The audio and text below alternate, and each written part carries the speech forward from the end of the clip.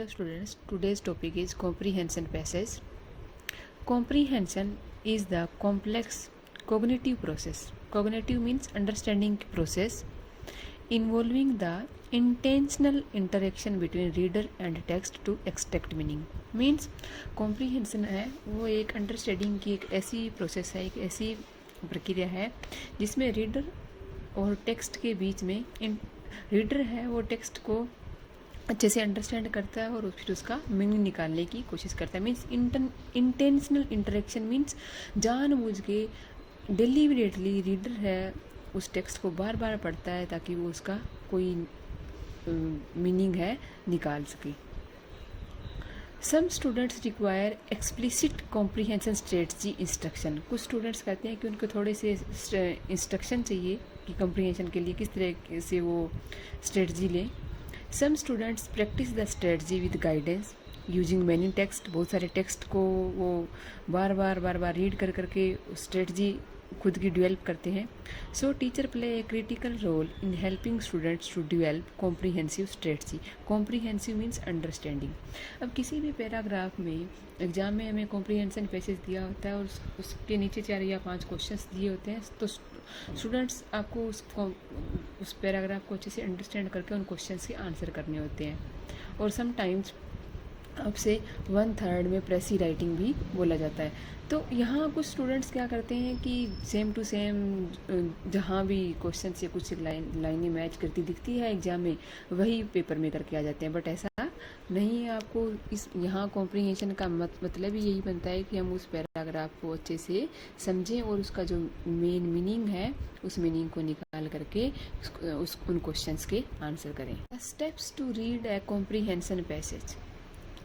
Students keep the following points in his mind while studying a comprehensive passage. First of all, divide the paragraph. Students, read the passage again and again till you understand the theme of the passage. Scrutinize the introductory paragraph. Paragraph का जो introductory part है उसको अलग से पहचान लें. Read the introductory paragraph in an energetic manner. उसको फिर से पढ़ें. And try to find out the concept which has been deal in the paragraph.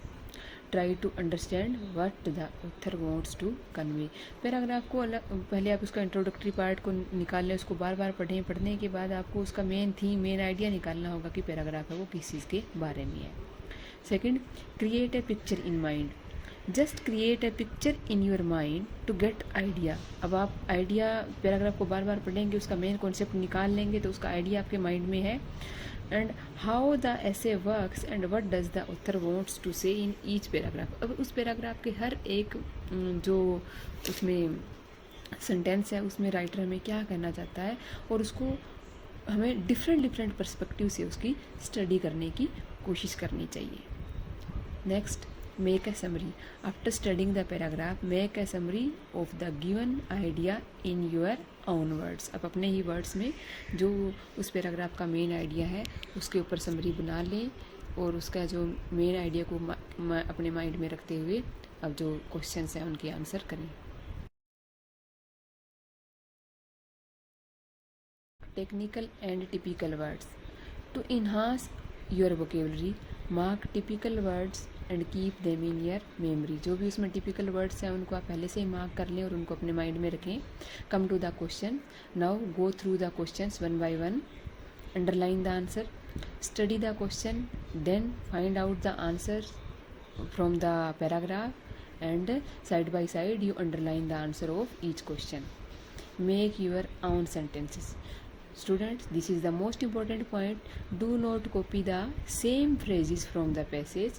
Get an idea about an answer and then translate it into your own language.